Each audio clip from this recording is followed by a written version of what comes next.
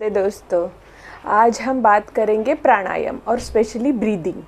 क्या आप सब जानते हैं कि एक एग्जैक्ट वे ऑफ ब्रीदिंग क्या है और हम वो सही कर रहे हैं कि नहीं डेली लाइफ में?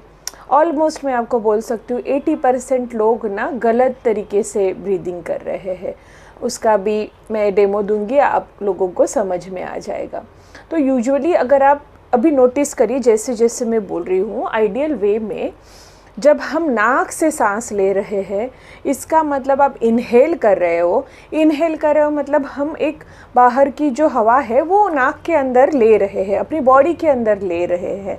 तो वो टाइम पे अपना स्टमक होना चाहिए एक्सपांड, ठीक है। और जब हम एक्सहेल करेंगे तब हम जो कार्बन डाइऑक्साइड है उसको आउट कर रहे हैं, अपने नॉस्ट्रिल से बाहर निकल रहा है। जब वो हम करेंगे तो ये स्टमक जो है वो होना चाहिए कॉन्ट्रैक्ट। बट आइडियल जब भी आप अभी ऑब्जर्व करो तो आपको समझेगा ना हमारा स्टमक कॉन्ट्रैक्ट हो रहा है ना हमारा स्टमक एक्सपांड हो रहा है। हम लोग बस एक नॉर्मल ब्रीदिंग है जहाँ पे स्टमक बग ऐसे ही है और जिसमें कुछ है ही नहीं। इसका करने के फ़ायदे क्या है? स्टमक को एक्सपांड करते हैं और कॉन्ट्रैक्ट करते हैं हम। उसमें क्या होता है, अपने आप जो ये पेट फूल रहा है ना, लोगों का जो पेट बाहर आता है वो अपने आप अंदर भी जाने लगता है, क्योंकि उसकी मूवमेंट हो रही है, कुछ तो हो रही है। उसका एक अलग पार्ट और भी है जो कपालभाति बोला जाता है, जो मैं आगे बोलूँगी। बट अभी के लिए मैं एक नॉर्मल वे ऑफ एक्सहेल और इनहेल कैसे रहना चाहिए उस पर पहले फोकस कर रही हूँ। तो जैसे मैं अभी आपको बताऊंगी, मैं करके बताऊंगी, आप समझ में आ जाएगा आपको कि जैसे मैं अभी इनहेल करूंगी तब मेरा स्टमक एक्सपांड होगा, एक्सहेल करूंगी तब स्टमक कॉन्ट्रैक्ट होगा।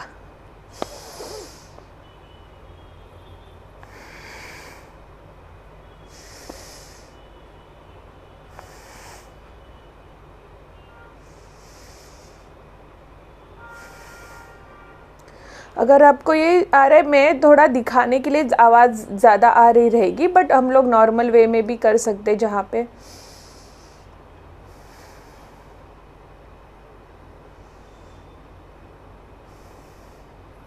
ये हो गया नॉर्मल तरीका। अभी ब्रीदिंग के बहुत सारे फ़ायदे हैं, जिसमें से एक है स्ट्रेस रिलीफ। जब भी मैंने एक वीडियो में भी ये चीज़ बोली थी कि जब हमको बहुत टेंशन आ रहा है, बहुत समझ में नहीं आ रहा है क्या करूँ कैसे करूँ करके, वो टाइम पे ये तरीका बहुत यूज़फुल होता है। और उसके साथ साथ में जब किसी को चेस्ट कंजेशन है या कुछ इश्यूज़ है चेस्ट में, लंग्स वीक है, और उनको प्राणायाम बोला जाता है।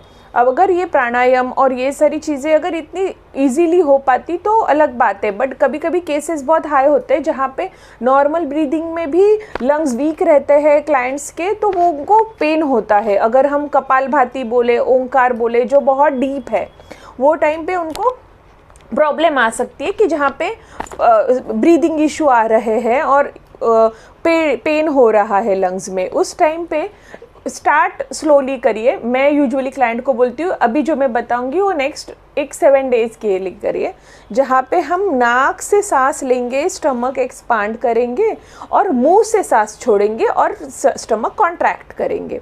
ये चीज़ बहुत स्लोली करनी है, इसमें ऐसे टाइप कुछ नहीं करना है, स्लोली करनी है ये चीज़।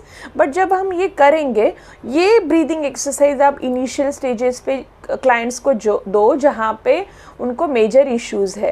तो जैसे यहाँ पे मैं बता रही हूँ कि ऐसे मैं बैठी हूँ ज्ञान मुद्रा में, अभी मैं नाक से सांस लूँगी,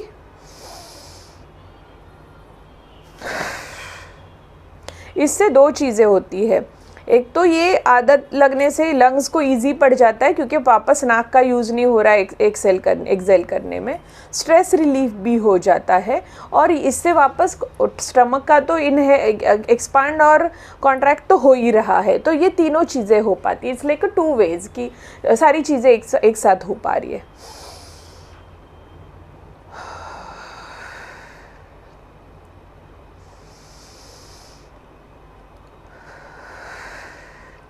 इससे हमारा जो एंजाइटी है, जो टेंशन आ रहा है, ओवर थिंकिंग है, वो भी निकल जाता है।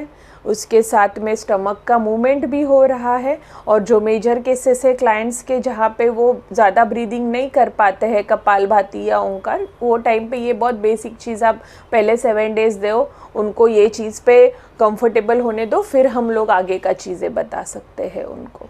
तो ये ज़रूर याद रखना और ये दोनों चीज़ें करके मुझे बताना कि क्या फ़र्क पड़ा। नमस्ते।